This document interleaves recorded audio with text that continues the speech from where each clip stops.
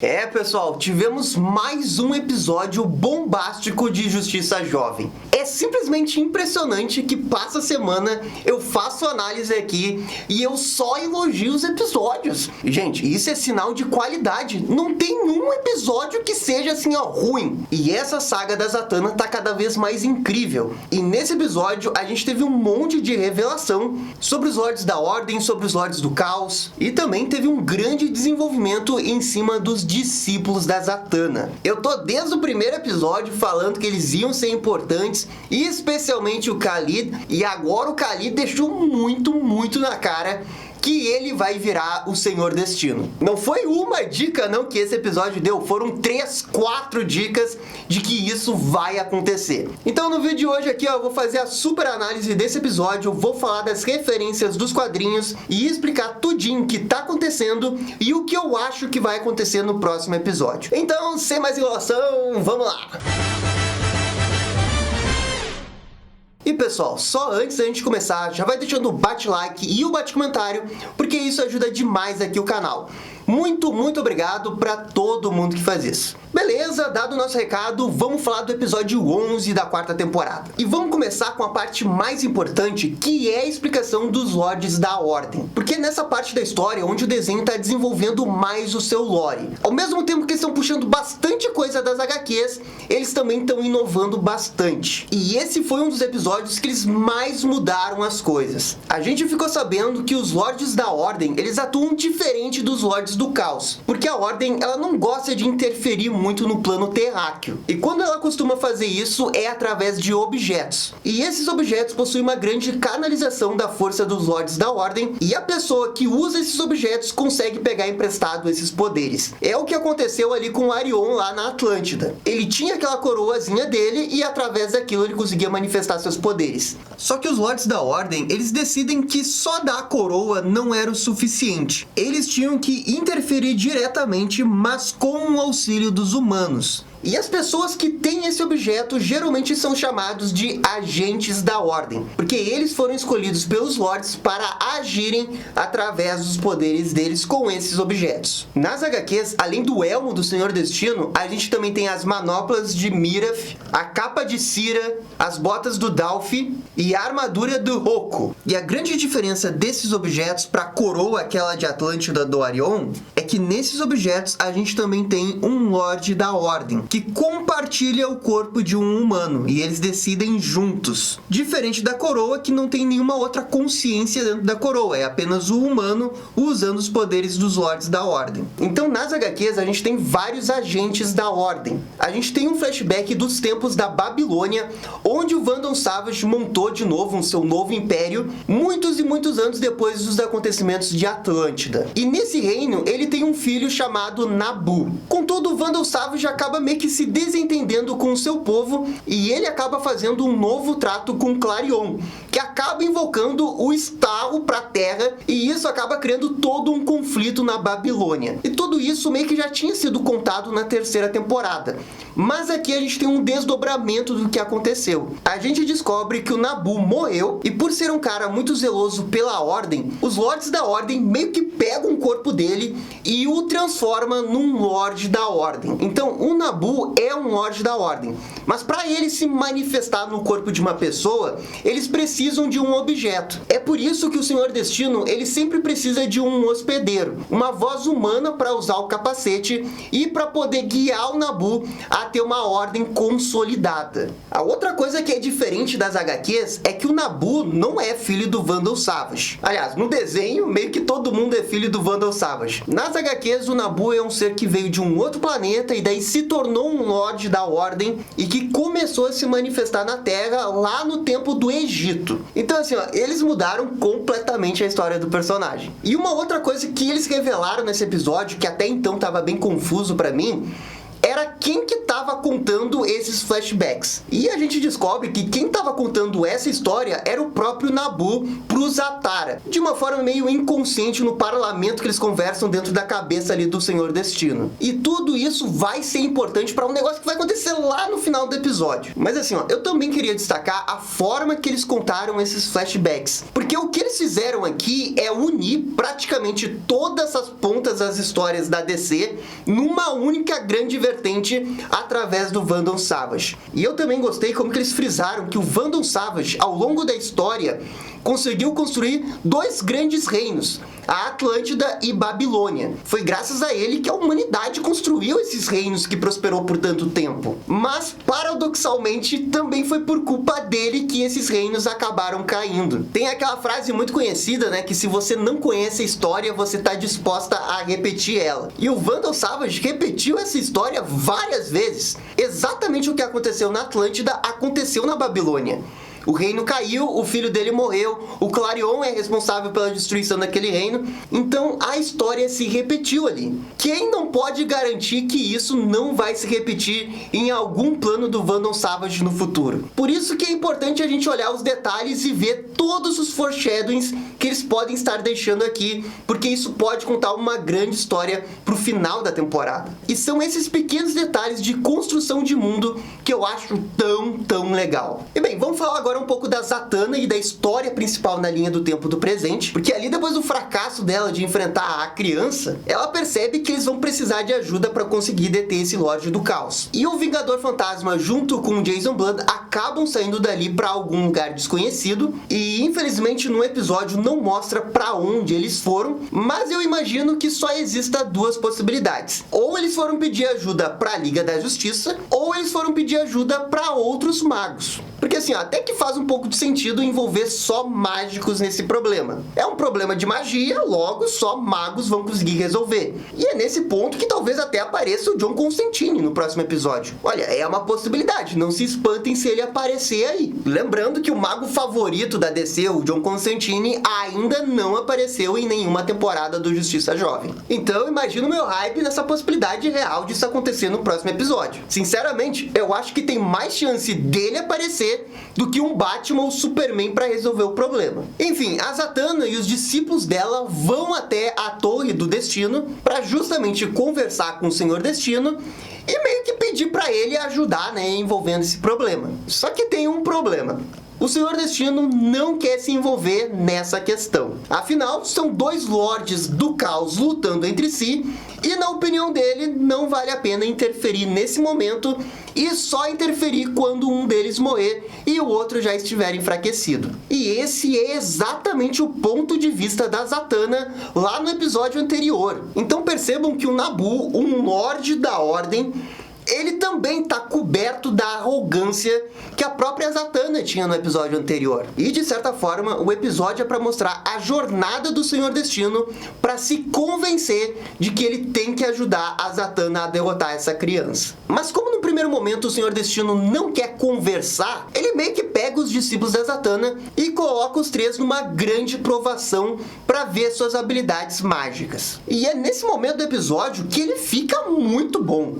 A gente tem essas três provações da Tracy, do Khalid e da Mary. E cada um desses testes vai enfrentar diretamente a fraqueza desse herói. E cara, eu achei as provações dos três muito legal. A provação da Tracy 13 tem a ver com seus colegas. E aqui o desenho manda muito bem porque ele coloca esses colegas como uns fantoches. E esses fantoches estão muito aterrorizantes. Cara, eles conseguiram sintetizar o medo dela através dos amigos, que ficou maravilhoso. E daí, quando parece que o medo vai tomar conta dela, os objetos ficam gigantes. E quando ela finalmente consegue controlar o medo, ela que fica gigante e o medo fica bem pequenininho. Cara, isso foi um jeito muito legal de contar como que ela superou esse medo, sem necessariamente colocar 1 trilhão de diálogos para justificar o que ela tá fazendo. Depois a gente teve a aprovação do Khalid, e essa sim foi a melhor das 3 provações, porque o Khalid, além de ser herói, ele também tá se formando para ser um médico. E o medo dele é não conseguir orgulhar os seus pais, sendo que cada um tem uma descendência muito proeminente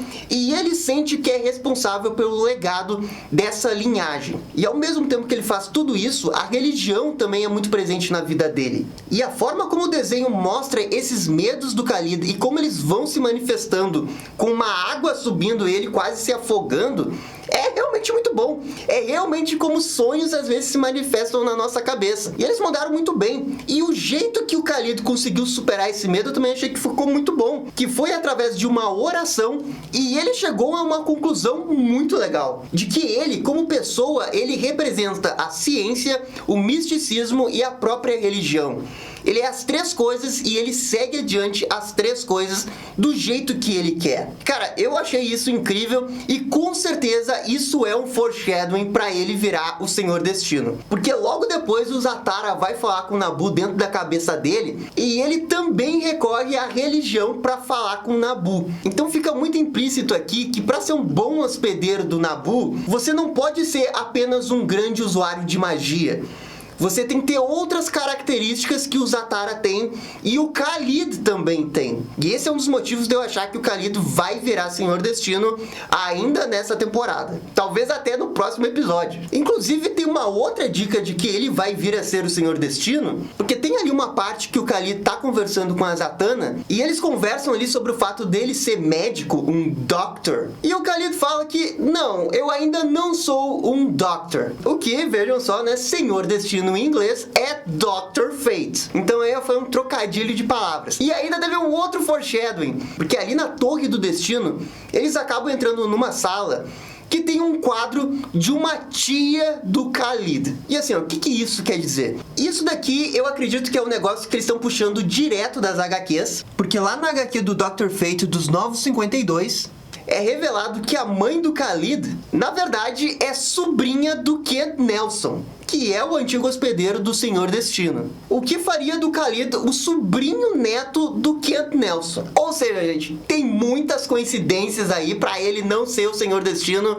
nos próximos episódios. E olha, se não for no próximo episódio, vai ser na próxima temporada, porque não tem como não ser. São muitas coincidências. E por fim, também tem a aprovação da Mary. E aconteceu exatamente do jeito que eu tinha falado. A Sargent Marvel, que agora tá sendo chamada de Lady Marvel, não tá usando os seus poderes porque ela tem medo que o outro ela que se manifesta com o poder do Shazam acabe tomando conta dela. E esse teste foi muito legal porque a gente viu o Billy Batson. E o Billy chamou a Mary de irmã. E isso é um negócio que a gente nunca viu dentro do desenho, dentro dos episódios. Mas é uma daquelas coisas de construção do mundo que eu falo que é tão bom. Porque dentro da história do Billy Batson e do Shazam, ele eventualmente conhece a Mary e a Mary vira parte integrante da família dele, com ele sendo adotado e tudo mais. Isso faz parte do DNA do Shazam, a família Shazam. E aqui nessa aprovação a gente vê a importância do Billy pra Mary. Eu só fiquei um pouco confuso porque o Billy apareceu como criança ali. Porque no desenho, como se vai passando vários anos entre as temporadas, cara, ele já é um adulto. E ali dentro do inconsciente dela, o Billy se manifestou como criança. Eu achei curioso isso, né? Por que ele iria se manifestar como criança? Mas daí eu fiquei pensando um pouco melhor. E eu acho que eles deixaram o Billy criança para deixar um pouco a mensagem de que ele é o Billy.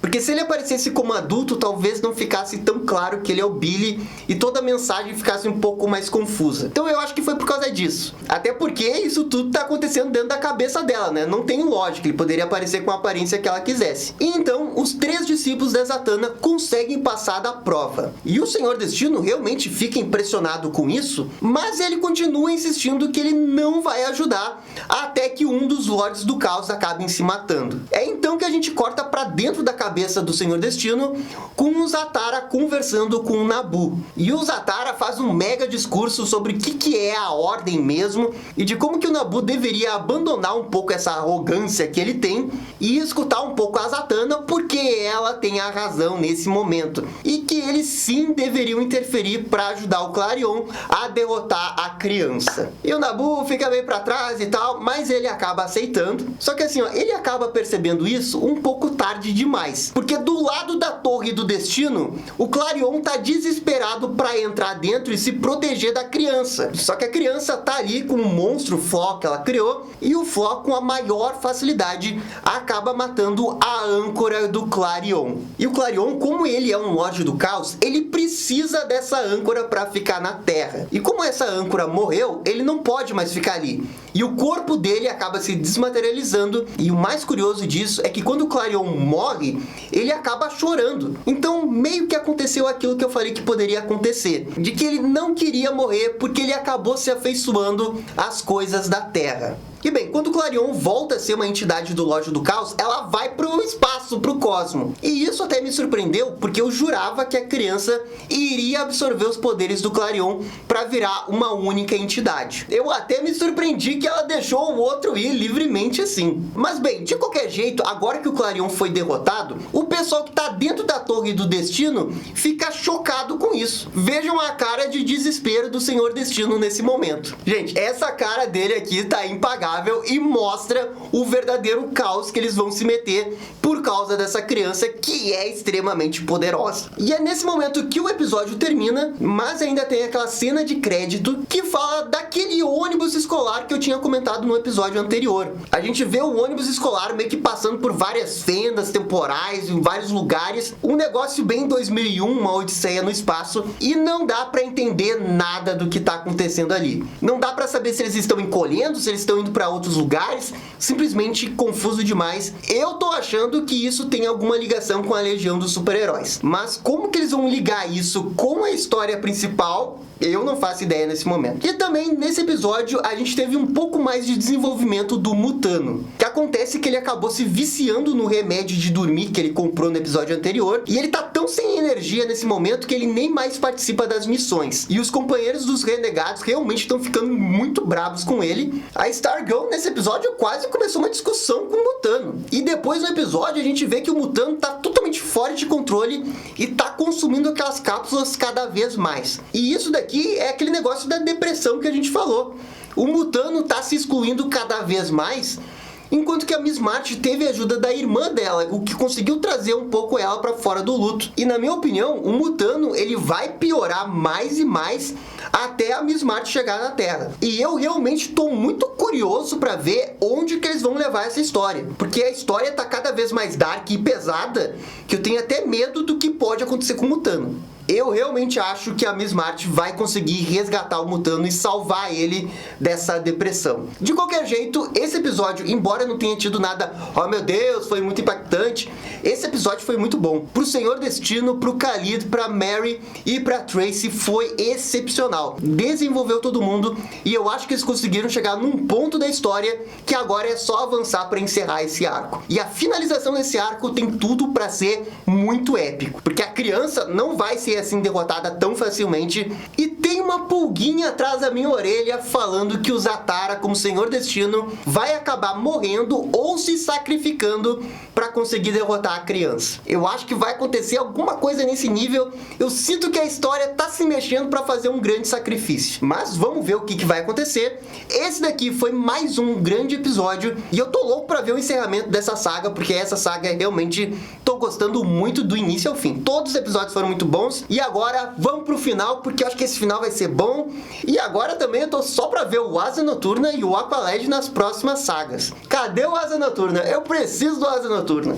Enfim, gente, isso daqui é só a minha opinião. Por favor, comentem aqui embaixo. E no mais, é isso daí. Muito obrigado.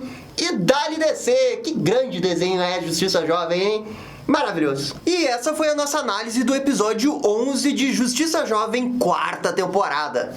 E aí, gostaram? Não gostaram? Deixem suas opiniões nos comentários. E se curtiram o vídeo, deixa aquele joinha e inscreva-se no canal para ficar sabendo absolutamente tudo sobre Batman. Obrigado, gente, e até a próxima. Tchau, tchau.